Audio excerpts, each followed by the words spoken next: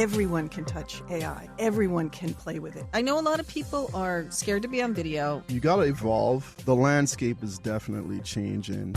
I'm Richard Gearhart. And I'm Elizabeth Gearhart. You've just heard some great tidbits from our show. Stay tuned for the rest. Want to protect your business? The time is near. You've given it heart. Now, get it in gear. It's Passage to Profit with Richard and Elizabeth Gearhart. I'm Richard Gearhart, founder of Gearhart Law, a full-service intellectual property law firm specializing in patents, trademarks, and copyrights. And I'm Elizabeth Gearhart, not an attorney, but I work at Gearhart Law doing the marketing, and I have my own startups. Welcome to Passage to Profit, everyone, the road to entrepreneurship, where we talk with startups, small businesses, and discuss the intellectual property that helps them flourish. We have a very special guest, Paula Phelan, who's an advisor for global AI solutions, and she's going to be talking to us about the interface between artificial intelligence and public relations. And then we have Stephen Gobern with Steam Worldwide Music Works. Can hardly wait to hear what he's doing. But before we get to our distinguished guest, it's time for IP in the News. And what is IP in the News today?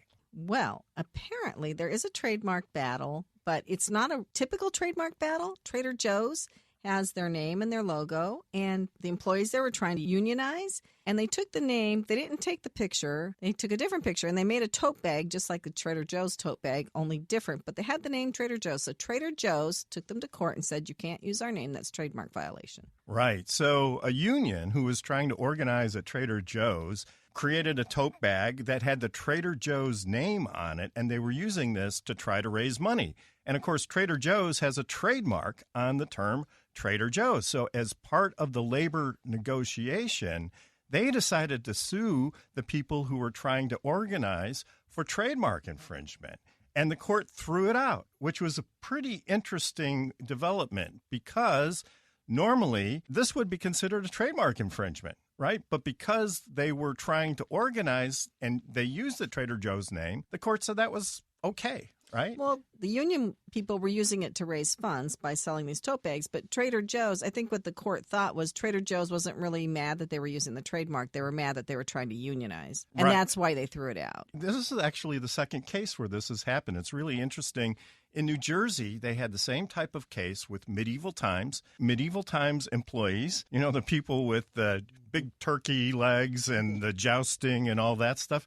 They were trying to organize into a union, and management said, oh, we're going to sue you because you're using the name in your union organizing activities. And same thing happened. The court threw out the lawsuit because they were labor organizers. So okay, well, let's see what everybody else thinks about this. Yeah. Kenya, what are your thoughts? It's very interesting. Does that mean I get to go like use fake Louis Vuitton somewhere as long as I am saying I'm fundraising?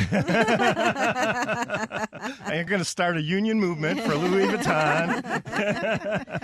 It's just weird, isn't it? It's so weird. But I guess, Richard, because you're our intellectual property expert here, like how would you have maybe fought this case a little differently? You know, I'm not really sure that there is a way to argue these things effectively because the courts are throwing them out before the proceedings even get down the road. So if there's not any testimony, there's not any documents, they're just looking at it and saying, nope, we're not going to entertain that. My question is how far will they go? I mean, if it's just one trademark, that's another thing. But what if after they're done organizing, the union starts to go into business and using the Trader Joe's name for something, right? Yeah. So how far does this go? Paula, what are your thoughts here? The closest thing I could get to would be the Authors Guild versus Google, which has brought folks around to it's okay to take some IP if it's for the good of the whole. So it sounds like it's a little bit like that. The intent of a trademark was to be able to protect the image and the words, so I'm not quite sure why this is okay now. Steve, what are your thoughts here?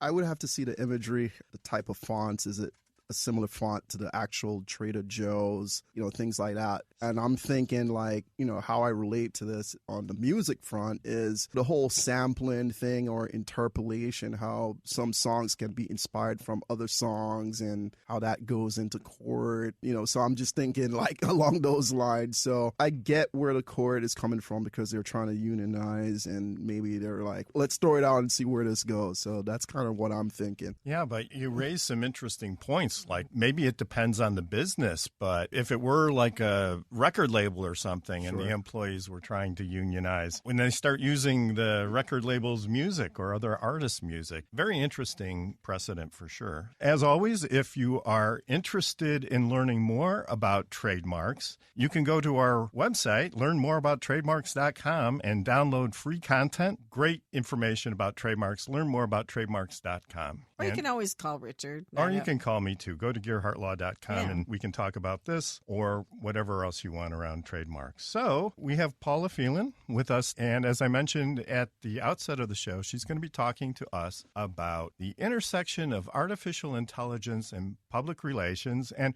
really a fascinating topic. We've had a lot of people talking about artificial intelligence on the show, but I've never really thought about mixing artificial intelligence and public relations. So that's kind of a new spin. So welcome to the show, Paula. Tell us what you're doing in this area. A lot of things. I'd been working in quantum computing prior, and I had been involved in several different projects with AI, basically within the platforms. And then when OpenAI rolled out ChatGPT, it just changed the world in a very, very dramatic way. So that anybody who's listening, anyone who has a startup or an existing company, AI is the future. I've been in tech for a lot of years, and there's nothing like this, ever. Everyone can touch AI. Everyone can play with it. Right now, in this moment in time, anyone who has an idea, has imagination. In fact, that's what I say about AI. Its only limitation is your own imagination. Anything that you want to do, it can do with you right now. Anything that you have a question about, how to fix my product, how to move my product to the next level, any of those things, AI can help you address those right now. But aren't you concerned that AI is going to eat us alive? It's going to change our life. It's really going to change. It is. Right. Everything. And that is why 80% of that all doesn't businesses... worry you, though. No, it's here, and we live with it, and this is what's happened. Some people are afraid of it, don't like it, think it's horrible, but it doesn't matter, like you're saying, because you have to know what it is, and you have to know how people are using it if you're in business so that you can use it the same way or better. You know what? I am generally opposed to government regulation, but I will say this is one area where I think we need to take a hard look about how fast we're going to let the genie out of the bottle, because this can just kind of take over, and there's no management of this. And so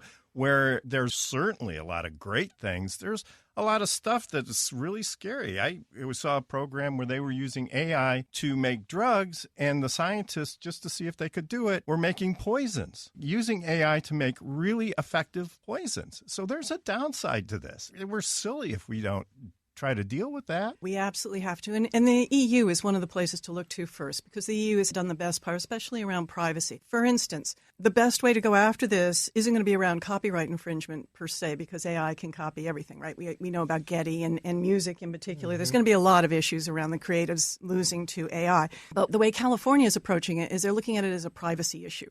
So where is AI attacking privacy? And that's sort of where the court is going there, as opposed to trying to say copyright, because they've already given up. It's done. So you are so correct, but the genie is already out of the bottle. It's already there. And so we're going to start clamping down and clamping down. But at the moment, if you've got a great idea, this is the way to be able to go. We can do this. It's just a question of, do people see it as a danger? Because there are only 5 companies who are really running this whole thing, or maybe even less. So you've only got a few that really have the power and the platform that we're all using. Well, doesn't that make it a little more scary, though, that it's already being monopolized and it's so brand new? Very much. Because one of the things that's going to start happening is what I'm talking about now, of everyone to just jump in, really understand what it is, because eventually you will get less and less access. Only corporations will have access to the full power, and the individuals, which we now have, the same access a corporation has, it will disappear, so that the masses will not have access, but we will be impacted by it. It will change our day-to-day life. That's also scary, because as a small business person and one who advocates for small businesses, this is one of the things that levels the playing field. But something tells me that there are people out there who don't want a level playing field, right? And if they can restrict and manage this, then that also makes me even more concerned. And the fact that they're using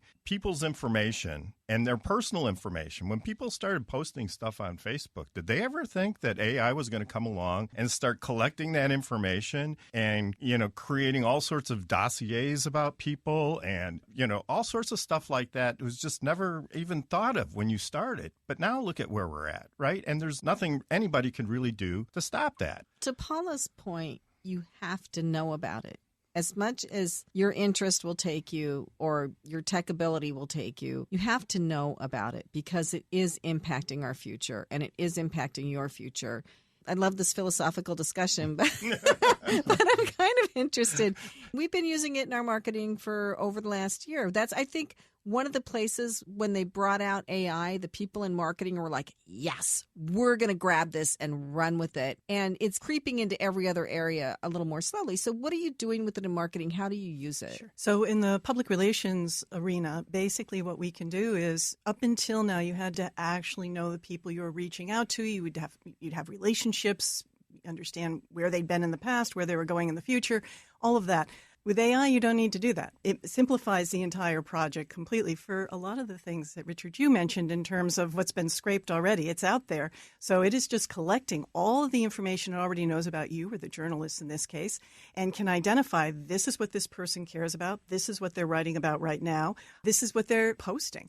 And be able to deliver to them the exact piece of information you have to the very person who's interested in it in this moment. Sounds like magic, but it actually works. And that is AI. Up until then, you only had to have people with years and years of experience to be able to do that. Now, the closest thing I've gotten recently, I'm thinking about analogies. In the clothing industry, at one point, all clothes were made by hand, individually for each person. They were custom made. Now, the agency that I ran for 30 years, it was a custom-made agency, really very articulated for each individual. That will still be needed. People will still want custom dresses, yes. Right? The Met Gala, somebody's going to have a custom dress there. But eventually, what ended up happening is you were able to have things go to everybody, and it got cheaper and more accessible. And that's where we're headed here. In PR, in marketing, in just picking up your phone and trying to get information, you're going to get the more generic version. But it'll mean more people will have more access. I never really thought of the trade-off that way because so much of what we do is based on relationships, and the quality of the service that we provide is based on an understanding of the client's business and where they want to go. And this could be a benefit for you in the future. But all the things that you just described in terms of the factors that you look to for folks that you represent, you could actually put that into AI right now, ask those questions, and it will give you the feedback on that individual and that company. But where you come in is you now can take all that, the material that would have maybe taken you 3-4 hours to research, you can now take that and add the value add that you bring to the meeting, the value add of experience. That's what AI won't be able to do. It won't be able to look at a lot of different things simultaneously and say, okay, this is what we do in this situation. That's still you. That's all you. I guess in terms of how PR applies to people, do you see an implementation outside of the product space? The process is no different.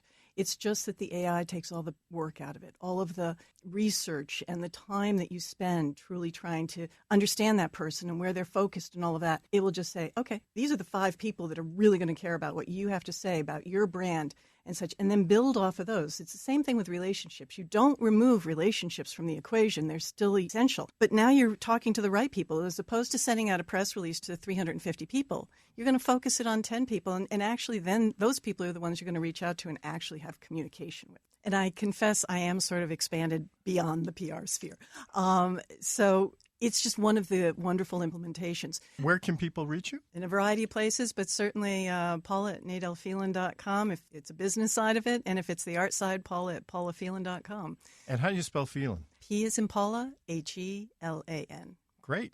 Passage to Profit with Richard and Elizabeth Gearhart. Back for more after this commercial break. I represent low-cost airlines, and we know a lot of you are not traveling right now, and we understand. However, if you do need to travel between now and the end of the year, now is a great time to lock in some of the lowest prices we've seen in a lifetime. Hey, in normal times, we can save you up to 75%, but now airlines are practically giving away seats. We have inside deals on over 500 airlines. Here are a few sample round-trip deals we found. Seattle to Vegas, $35. Chicago to Atlanta, $85. Los Angeles to Atlanta, $100. Of course, there are some limitations, but the airlines want your business right now. And cancellation and change fees are flexible. So fly somewhere this year, book now, save a ton, call right now. 858-988-7477. 858-988-7477. 858-988-7477.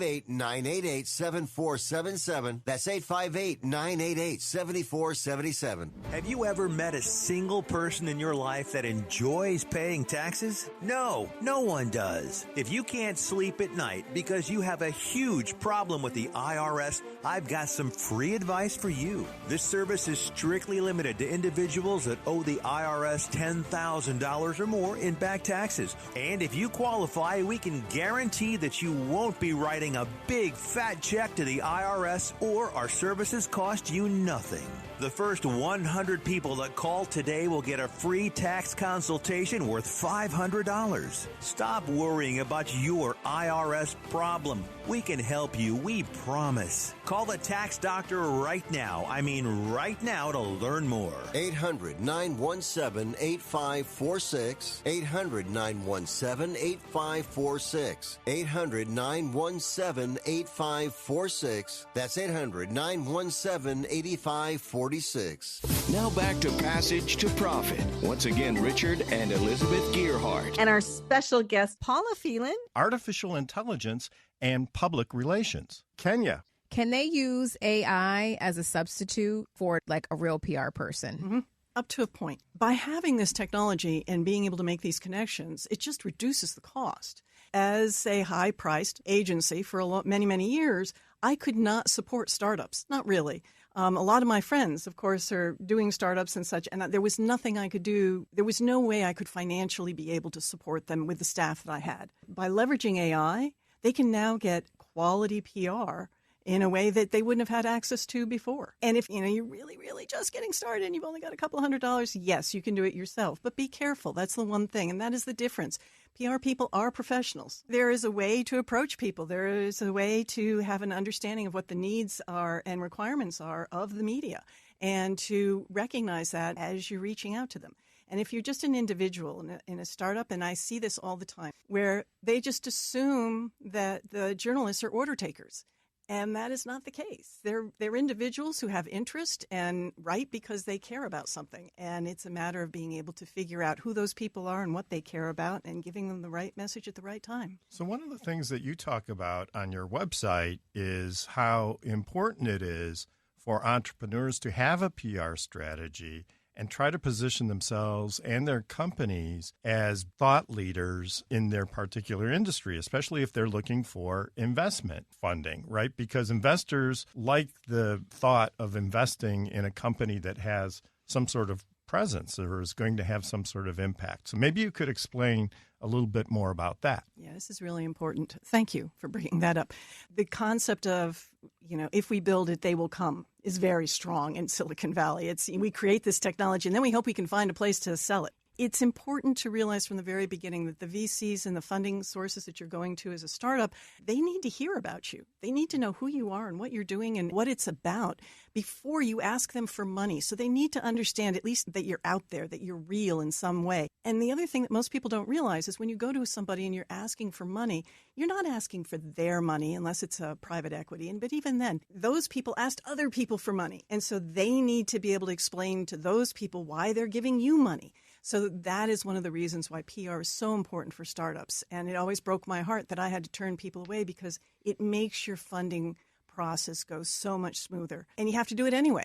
And if you have some earned media, then it gives your project credibility, right? Exactly. Because somebody, theoretically at least, thinks enough of your business to put you out there, That's right? And kind of stand behind it, Well, right? Paula, I'd like to take a little step back. Could you please explain exactly what public relations is and what it encompasses? It's reaching an editor who writes stories and will listen to your story and then write about it. It's really that simple. But there's an ecosystem that's part of this, and that includes industry analysts and trade shows and podcasts and a wide variety of things, that go into it as well. And PR feeds into all of that. So it's getting yourself out there in a positive light and connecting with the people that you want to have tell your story. It's right. True. But you know what else it does? It forces you to know your positioning and messaging. So are there any pitch points you would offer in terms of how to position yourself to get picked up? Perhaps, but my pitch point is more, who is it you're talking to? Who is it is on the other side of the pitch? And what is it that they're going to care about? And is there a way that you can position yourself that actually aligns with what they care about? One of the things that I'm sure a lot of people are afraid of AI, and people were afraid of computers back in the day, is that it's going to take away our humanity. And at the end of the day, all it is a conduit to each other. We still have to stay open and talk to each other and be involved and actually listen as opposed to just throwing things. I mean, that's part of the problem with social media, right? It's yelling into the void. So really taking time and paying attention to who the individuals are. Well, I have a question for positioning yourself as a good person that people want to work with. How important do you think cause marketing is? It was a big buzz term a couple of years ago. Do you position yourself, say, look, part of my proceeds go to help children that are starving in the world? Do people kind of see through that, or do they think you're genuine, or how important is that? I think it really depends on the CEO, who the individual is. My attitude is we always gave quite a bit in funding, but we never promoted it because it's what we did. And for us, it was around the staff and being able to make sure that this percentage of what we were offering made sense. And also, it depends on who your clients are. Is where you put your money in charity equivalent to your product? Is there a linkage there? So that's my issue with cause stuff. In any case, I want to change the focus, wondering about ROI in PR, because that's kind of one of the things that people bring up. It's like, well, okay, I got a couple press releases. I showed up on a couple of programs. Where's the bottom line contribution there? What do you say to people who talk about PR like that? And I get that question all the time. My clients were all infrastructure solutions, so this is big money. Probably the average sale was somewhere, if anything was less than $2 million a sale, I'd be shocked. So in my world, if you get a piece of coverage and you get one lead that turns into a customer, you're done. You're golden, right? And this comes back to the AI and PR, too. If you're selling something at a much lower price, can you really afford a full-on agency unless you're doing big volume? There is an ROI issue here, and I say it's all in the pudding. If you can generate the right coverage with the right people, and it's basically about leads. The main reason for doing PR is lead generation. Yes, expanding your brand and all of that and getting people to know, but it's still about lead generation. What you want to be able to do is feel comfortable with somebody who you know has your back. And by that, you mean somebody who's not just going to encourage you to go out and spend a lot of time and money on things that really probably won't help you too much. Absolutely. It's the caring piece that you can't replace with technology. Yeah, I was going to ask, when you take a look at brands or products, what would you say is like the perfect PR storm in terms of like how to bring those type of things to life for a brand? There's sometimes luck. Sometimes luck. Just things being at the right moment in history. That'll really do it. It all depends on what field you're in. Entertainment is so different than branding for networking solutions, right? If I was going to try to do one thing that overviewed everything, it'd be truth. How honest can you be in your branding that people can understand what you are and what you're doing and why it's important? Paula Phelan, an advisor for global AI solutions. One more thing. How do we get a hold of you real quick again?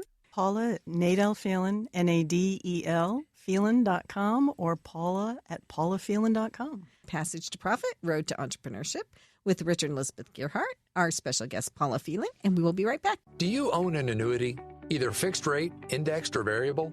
Are you paying high fees and getting low returns? If so, Annuity General would like you to have this free book to learn the pitfalls and mistakes of buying an annuity. The Annuity Do's and Don'ts for Baby Boomers contains the little-known truths about annuities, like how to help reduce your fees and increase retirement income. And it's free. That's right, free. As a bonus, we'll also throw in a free annuity rate report just for calling. We researched over 1,000 annuities and summarized rates and benefits from financially strong insurers.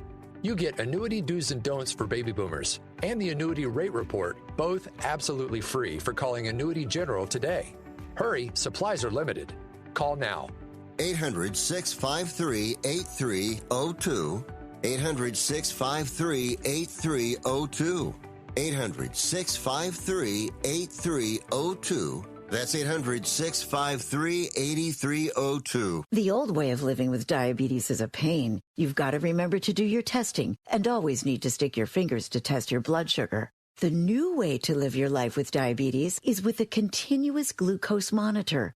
Apply a discrete sensor on your body, and it continuously monitors your glucose levels, helping you spend more time in range and freeing you from painful finger sticks. If you are living with type 1 or type 2 diabetes and you use insulin or have had hypoglycemic events, you might be eligible for a CGM through your insurance benefits. U.S. Med partners with over 500 private insurance companies and Medicare. We offer free shipping, 90-day supplies, and we bill your insurance. Call us today for a free benefits check. 800-824-4596. 800-824-4596. 800-824-4596. That's 800-824-4596. Passage to Profit continues with Richard and Elizabeth Gearhart. Time for Power Move with Kenya Gipson. Kenya? So I had a really exciting weekend in Philadelphia this past weekend. I actually went down to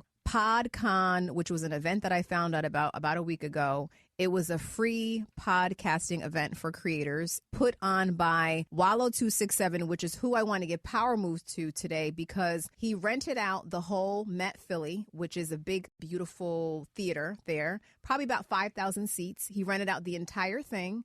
Gave everybody free tickets who wanted to come. And he had everyone from Charlemagne the God, who is the creator of the Black Effect Podcast Network, on the panel, along with the head of video and content and advertising sales for YouTube. So it was a very, very, very awesome event. I learned a lot about podcasting. And it's funny, you go to these events, sometimes you think you know a lot until you get there and you're like, oh, there's more to learn. But I'm giving him Power Move because I liked how he paid it forward, gave something away of value to folks, gave them access. And I thought that was a way to really pay it forward into the community. So Wallow267 is our Power Move for today. Is he a podcaster? He is. He's one of the biggest podcasters. He's the host of $1 Million Worth of Game. Him and his co-host Gilly have that podcast, and they started that from scratch with no subscribers, and now they are one of the top podcasts that's charting everywhere you can listen to your podcast. Wow. Congratulations to him for that. And he's teaching podcasts to people. And I heard you guys are paying it forward in the podcast community as well. Yes, which provides a nice segue from Power Move to Elizabeth's projects. Tell us what you're up to, Elizabeth. So I usually talk about Blue Streak. I'm still doing that. I'm working on the website. I'm still doing the Jersey Podcats podcast with Danielle Woolley. We took a little break and we're kind of regrouping.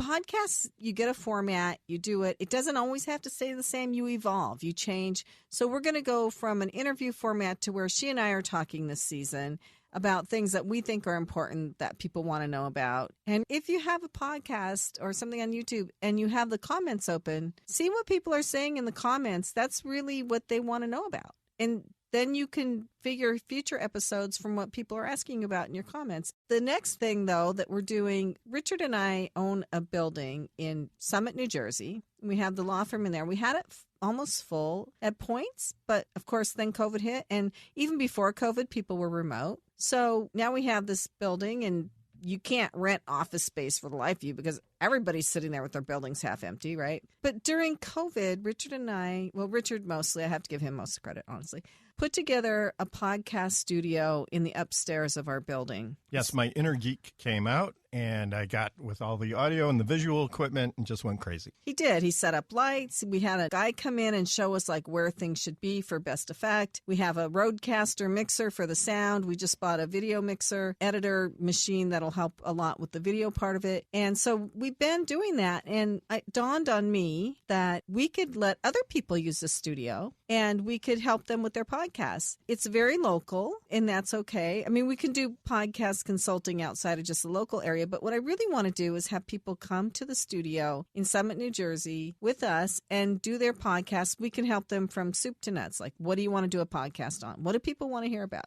I think what people should do a podcast about is what they're the most interested in, where their passion lies, and what they like to talk about. What do you think? I do. I mean, people listen to podcasts because they want to learn something, right? And this is why I think Passage to Profit has been so successful, because we are considered edutainment. So we're here to educate and entertain. So if you can find a subject matter that you are an expert at, or, you know, you want to teach people, I think that's the best way to go. Yeah, absolutely. And I would agree that I could talk about intellectual property all day and all night. The children are tired of hearing about it. The pets run out of the room when I come in, but the fact is that it's something I can talk about, which makes it good subject matter for entertainment and education. But the other thing, too, and Kenya, I know you're really super tuned into this. This is not like the early days of podcasting where you just grab your phone and start talking. It's really become a business, and there are certain ways to do podcasts right and to get more attention, and the marketing piece is huge. Mm-hmm. So, I mean, how has that really changed, do you think, from the really early days? Well, obviously, the whole creation has had this evolution, right? It started with people's phones. I will say, though, one of the things that I learned from that PodCon that I went to is that you got to start somewhere, right? So if all you have is your phone, right, you still have access to YouTube, you still have access to all these audio channels. Start somewhere. And then I think just being able to cut your content down and finding the right bits and pieces and right moments from your content is really going to help your content go viral or have like more engagement. For example, I learned that with YouTube, if you pay attention to where the spikes are in the watched hours inside of the YouTube studio, that is probably where you should cut your reels at. That makes sense. And that will help you create more engagement. So I was like, oh, that's a little bit of free game right there, right? So I think just paying attention to the trends, like how your content is trending, where people are engaging in certain moments is really what you need to pay attention to. And then eventually, once you can monetize it a little bit and you have more resources, you can get a camera situation, you can get a studio situation. I don't know how much is it going to be to rent Gearhart Law's podcast studio. If all you want to do is rent the studio, it's not going to be very expensive at all.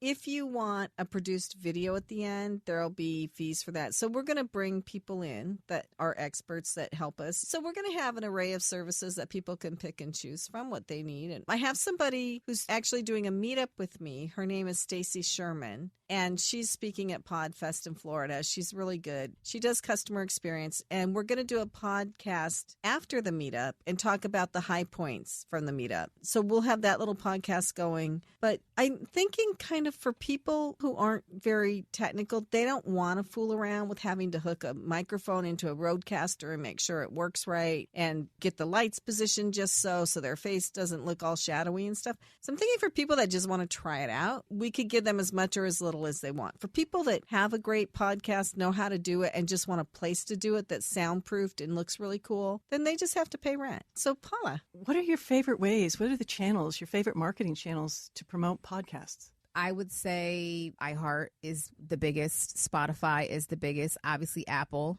is an audio channel within itself, right? So you definitely make sure you want to be on those three. I think it's super important. There are other ones like that you could be on too. Pandora, Google Podcasts. But like I would say those are the three major players. But Podbean is also an important place to be. Like it'll help you upload your podcast and kind of help you distribute it to all these different places. So I wouldn't say don't discount the smaller guys in the game because you'll get a lot of traction there in terms of like downloads and listens and so on and so forth. But one other thing I wanted to share, which is why I'm glad you brought this up, is email marketing when it comes to podcast is really important too. That's one of the things that I learned at the conference because it's real estate that you own. All these other places that you're putting your stuff out there like YouTube, Instagram, even like all these other audio channels, you don't own that real estate, right? So at any point in time, they could take your stuff down. But if you have a really good, I guess, Rolodex built up of email addresses, that's your core audience and you always have in, contact to them. So that's something I'm going to do better of this year is building up my email database. I like YouTube. And the reason I like YouTube is because you're talking about Alphabet as a stock to invest in if you really want to get in early on AI stocks. So Alphabet owns Google and YouTube. So now the big monster that is Google is behind YouTube. And I've said this before, I feel sorry for Apple because Apple developed this whole thing and they've got video podcasts. They developed the market. They got this really going. And now YouTube is going to walk in and say, well, we have video podcasts too because YouTube has podcasts now. And a lot of people are already on YouTube and a lot of people are searching Google. So we're going to just steal as much market share as we possibly can from you, Apple. Sorry. Well, that's the way of the capitalist world. Right? I mean, you kind of want them going after each other, The reason I say YouTube is because I know a lot of people are scared to be on video. I hate looking at myself on video. In fact, I'm looking at myself in the camera right now, and it's like, oh my gosh, really? Like, how did that happen? But anyway. You're way too hard on yourself. I know, you are an extremely beautiful woman. Oh, thank you, dear. But you can do a faceless YouTube video. You can put pictures on top. There are a lot of ways to do YouTube videos without having to put your face on there. You can still be talking and stuff. So as Kenya has pointed out, we used to do this show audio only. And then Kenya said, we need to do little videos of people in front of the logo for social media. So years ago, we started adding video for social media. And everybody that comes to the studio needs to get something for Instagram Reels. They have to put this on Reels. And so video gives you that. If you're just doing audio, you don't get the video piece for all the social media. I think that is why the video is important. It's a lot easier to just do it audio in your pajamas. And For sure. And one would argue, right, because even with the whole YouTube play and them coming into the podcast game, one would argue that you don't officially have a podcast if you don't have an RSS feed, which you cannot get through YouTube. Not yet. Not yet. You can only get an RSS feed through Apple and through the audio podcast player. So you're really kind of getting a vodcast is what YouTube is calling them. But to officially have a podcast, you have to have an RSS feed. So it's a little bit of a slippery slope. I heard a YouTube partner, he just did a video, it's recent, say that they're going to provide the RSS feed. So what is an RSS feed? It's the connection, right? It's the connection. It's the address that you get for your audio, and that's what gets distributed to all the platforms. So you set that up once, and your RSS feed is like your address, your podcast address. Right. So if you have a podcast, you put it on a podcast platform. Correct. Like Castos or Libsyn or whatever you use. Yeah. And then there's an electrical connection that goes from there to Apple Podcasts, to Google Podcasts, all the different podcast places. And then people who listen to podcasts can go to the Google Podcasts or Apple Podcasts and listen to your podcast. Correct. And that's how it happens. Exactly. It's kind of like a website for your podcast audio. Yeah. It surprises me that YouTube doesn't have that. Why don't they have that? They're pretty new to the game. So they just come on, started... they need to get going. You know, we're tired of waiting. They just started YouTube podcasts about 1.5 years ago. So I have my podcast... So I have mine on both. So we have, for instance, Jersey Podcasts.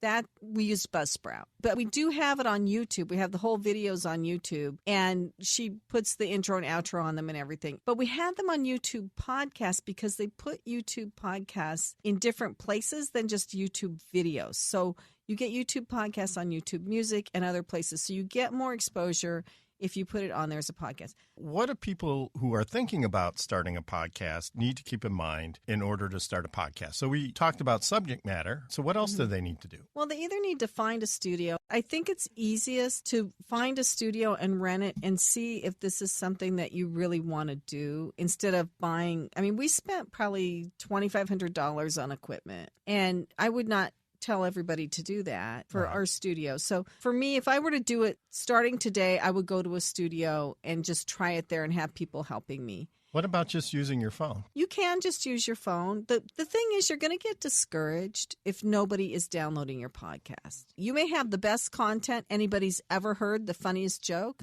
but if you don't market it, nobody's going to know that it exists. And the other part of that, too, is audio quality is where it's at with podcasts, because all you get is the audio. And lots of times people recording on phones and stuff, you can't hear it. It's just not professional. Well, your content has to be good. So I started listening to this one. These guys were like 5 of the big business mistakes ever.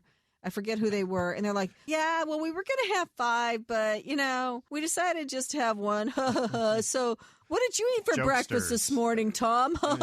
So I quit listening to it. I do want to mention one thing about YouTube really quick in terms of how it's going to be different from all the other major players in the podcast space. So YouTube is going to be able to serve your podcast to the audiences that are already built in, that are already engaging with content that is similar to yours. So unlike the audio platforms that are in place, your podcast will populate in content that is similar to yours, or they have audience behavior analytics that they're going to be able to match your content to.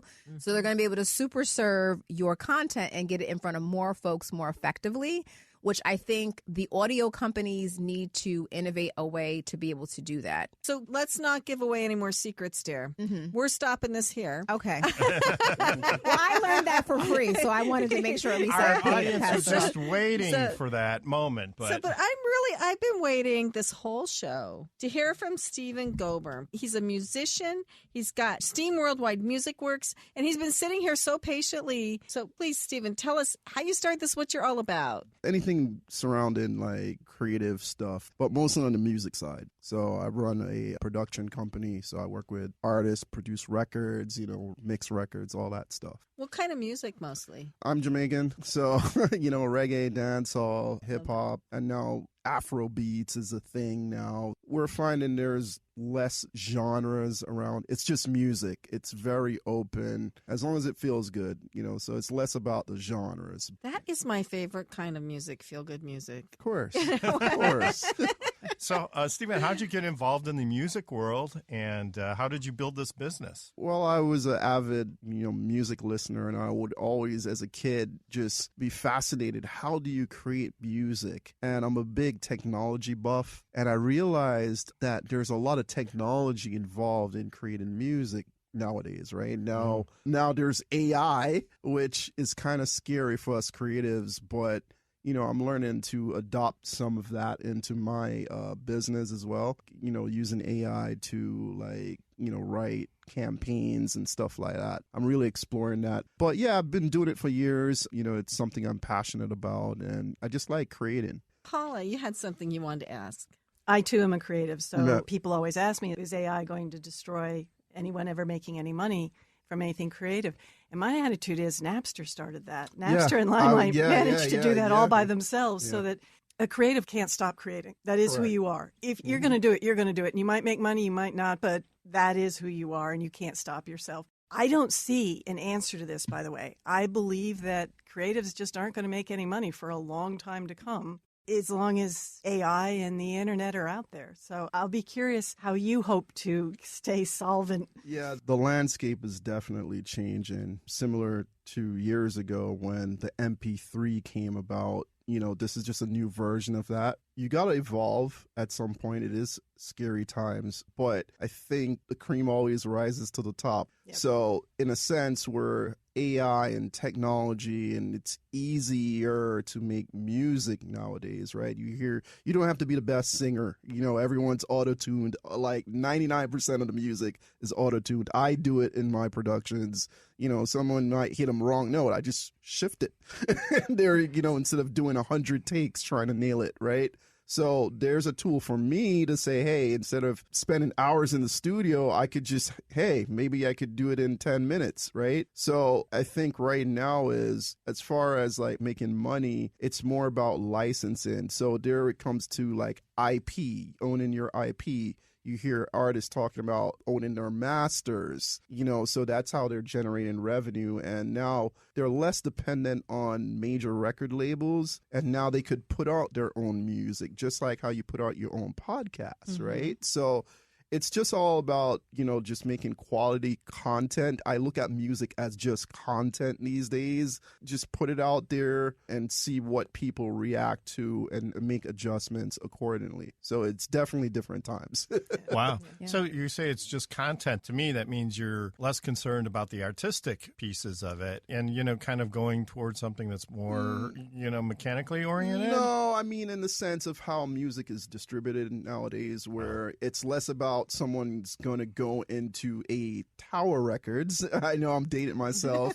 And buying an album. Now it's more about, okay, the audio content is, if 1 million people are using my audio in their reels, that's generating revenue as well. So even for, social media, that's another means of income for musicians. So it's just adapting to what's out there, using music for advertisements and like sync licensing and all that stuff. So it's more about making quality content, and I could get it into other avenues, not just, okay, let's sell 1 million records and we're rich. Those days are done. I think the misconception is if you have 1 million views, that means you have $1 million. That doesn't exist. So even for artists now that are going viral, which is very scary because because just by happenstance, you could upload a song today, it goes viral overnight, and you never hear from that artist ever again. So that's the modern day one-hit wonder, right? Right. Because back in the day, you would say, okay, you have your A&R department, and that would work with an artist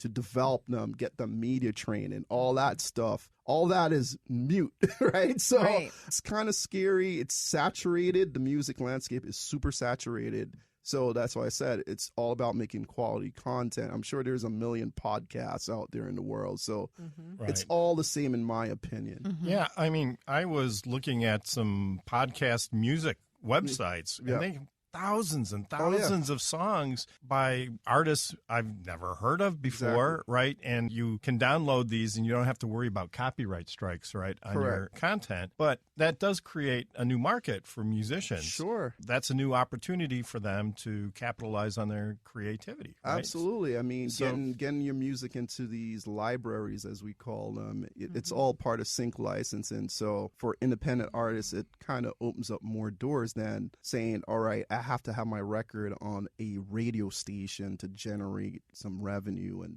things like that. There's a lot of different channels now. Yep. What's interesting is it's almost the reverse engineering of what it used to be. So back in the day, the radio stations would crack the record. Exactly. And then, you know, it would go crazy, where it's reversed now, where we kind of listen to see if a record is getting traction in the streets, in the clubs, on social media, on YouTube, and then it backs into the radio play. So it's the opposite. It's changed a lot. Yeah, absolutely. We see it time and time again where if an artist goes viral and that record is attached to all these different reels, then the record label will come to that artist and say, hey, we like your song. It's less risk for them in a sense because they're looking at how viral that artist is, and they're just giving out deals based on that. There's a level of familiarity already there, right, when it comes to it. So it's a little bit easy to market because audiences are already familiar. So if you want to be a star singer or a star rock band or whatever,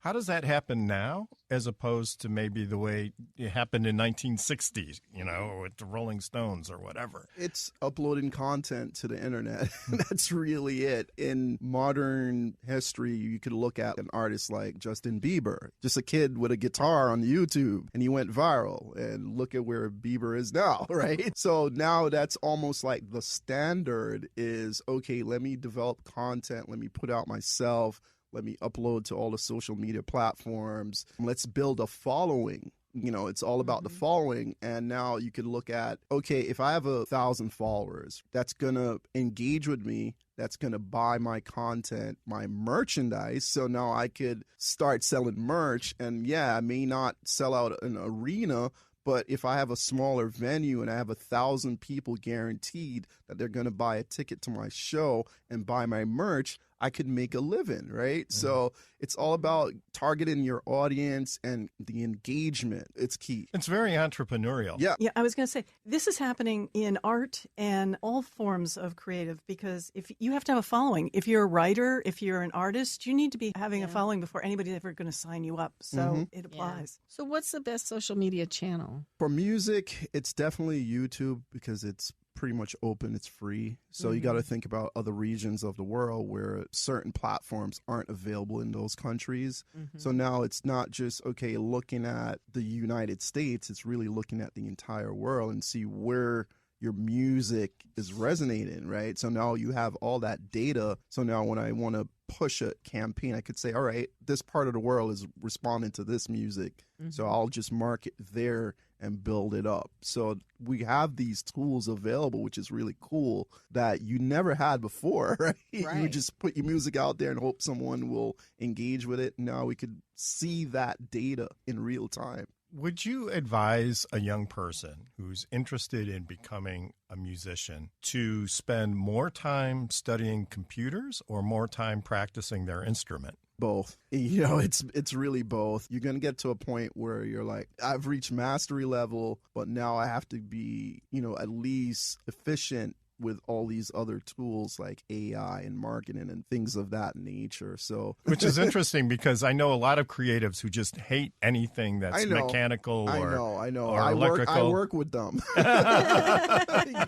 I want to sing. I don't care about that. Yeah, and that comes down to it. Not saying every musician or every artist has to be that person. It's also having a solid team around you. One of the questions I had, is there a way to be able to have music trend more on YouTube? Is there something that you can do to punch it up? Yeah, you could boost. I do boost all the time, especially on Instagram. You could pick your audience, which regions, hashtag things, people who like this type of artist, and you could kind of push your ads towards those people. So, yeah, there's definitely strategies there. Yeah, that's one thing I love about YouTube. It gives you incredible analytics, right? Absolutely. It's Google, right? Right, it's Google. So you can find out so much about your audience and who else they're listening to. Yep. So, yeah, I mean, if you have that kind of brain where you like looking at data, and if you don't, then you should get someone to do it for you like Paula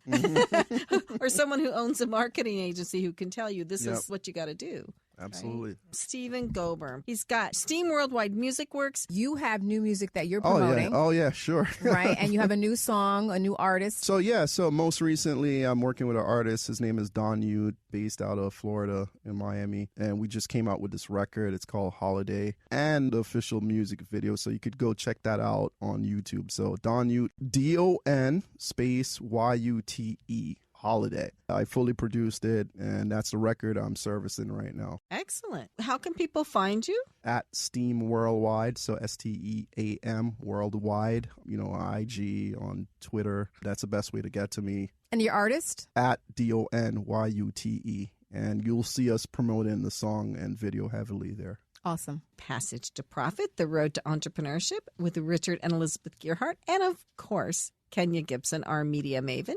And we will be right back after these messages. Have you ever met a single person in your life that enjoys paying taxes? No, no one does. If you can't sleep at night because you have a huge problem with the IRS, I've got some free advice for you. This service is strictly limited to individuals that owe the IRS $10,000 or more in back taxes. And if you qualify, we can guarantee that you won't be writing a big fat check to the IRS, or our services cost you nothing. The first 100 people that call today will get a free tax consultation worth $500. Stop worrying about your IRS problem. We can help you, we promise. Call the tax doctor right now. I mean right now, to learn more. 800-917-8546. 800-917-8546. 800-917-8546. That's 800-917-8546. It's Passage to Profit. Now it's time for Noah's retrospective. Noah Fleischman is our producer here at Passage to Profit, and he never stops trying to make sense of the future by looking at the past. A leading sociologist in a recent interview made a claim that the source of most of our problems in society today generate from a lack of discipline. I believe it. Look, when we were small children, our parents told us exactly what we were going to wear, exactly what we were going to eat, and exactly when to go to bed. When I was a child, the television stations did that too, with TV programming. They told us exactly what our choices were, exactly when we could see them, and exactly what we weren't going to be able to see. This whole world of on-demand, anything, anytime we want, is blowing us into a world of constant indecision. It's getting out of control. I mean, if you're not somebody that can actually lie on the bed and flip through 1,495 channels in 4 minutes at night, chances are you're living with somebody that can, and even that's a little crazy. We've got to treat television like the treat that it is. Take it back to basics. Here's something you can try. For next week, make a list of all the shows you might like to watch. Create your own little TV guide. Then, when TV time rolls around, make a choice. Watch the one you really want to see and sacrifice the others. And then, like in the good old days, wait a year until you can see the ones you missed all over again. If it's discipline we need, do this for a year. We'll be the best behaved society in the world. Now more with Richard and Elizabeth. Passage to Profit. And now it's time for the question. So, Elizabeth, what is our question for the show? So, Paula, I am going to ask you first. What do you enjoy most? At any given moment, if I am just at rest, even here it's shocking I haven't started, I draw. It's an endless thing. But it makes me very joyful. Excellent. Stephen Gobern, what do you enjoy most? Enjoying life, and that would entail spending time with family and also creating music. That's just a part of me. That's just written in my DNA. I agree. Kenya, what do you enjoy most? And it can be more than one thing. I have a very simple answer. It's sleep. You took my answer. Darn it. I have to think of something else. It's my favorite thing. My husband will attest to it. Sleep is healthy too. I feel like I do a million things. So it's like when I have time and it's free time, I'm all about my sleep. I don't enjoy sleep. I have to sleep, but I have such vivid dreams all the time that it is hard. It's like I am living another life during my sleep. But what I enjoy the most, honestly, I've thought about this. I really like hearing people's stories. I really enjoy talking to people and hearing what their story is. That is one of my favorite things to do. And I realized that just recently. I started going out networking a lot again and talking to a lot more people. And it's this is really fun. That's good. And sleep is one thing that AI can't take away from us, right? At least not for a while. Actually, what I was going to say is, you should feed those dreams into AI, and it'll be pretty interesting. You'll get some good imagery, and you'll get some good stories. But you won't be able to copyright it, so...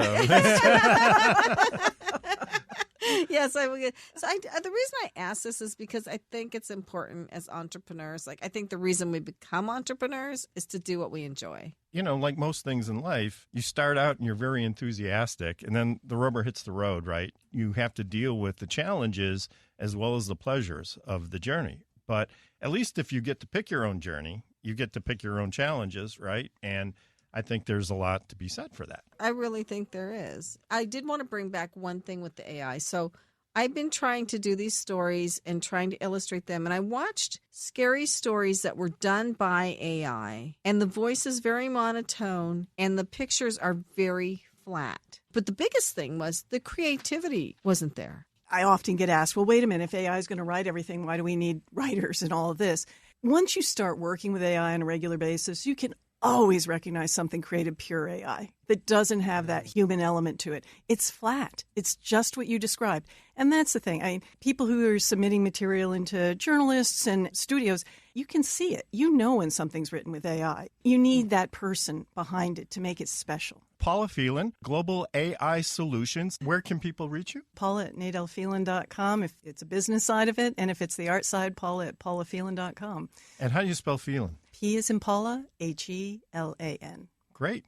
Passage to Profit with Richard and Elizabeth Gearhart. Before we go, I'd like to thank the Passage to Profit team, Noah Fleischman, our producer, Alicia Morrissey, our program director. Our podcast can be found tomorrow anywhere you find your podcast. Just look for the Passage to Profit Show. And you can find us on Instagram and Threads at Passage to Profit Show, and Twitter, or if you're even more up to date, X at Passage to Profit, and on our YouTube channel. Please also join us on our new Facebook group. Search for Passage to Profit Show Listener Community, a new community space for our listeners and guests where you can post questions that you would like answered on the show and interact with the Passage to Profit team. And remember, while the information on this program is believed to be correct, never take a legal step without checking with your legal professional first. Gearhart Law is here for your patent, trademark, and copyright needs. You can find us at gearhartlaw.com and contact us for a free consultation. Take care, everybody. Thanks for listening, and we'll be back next week.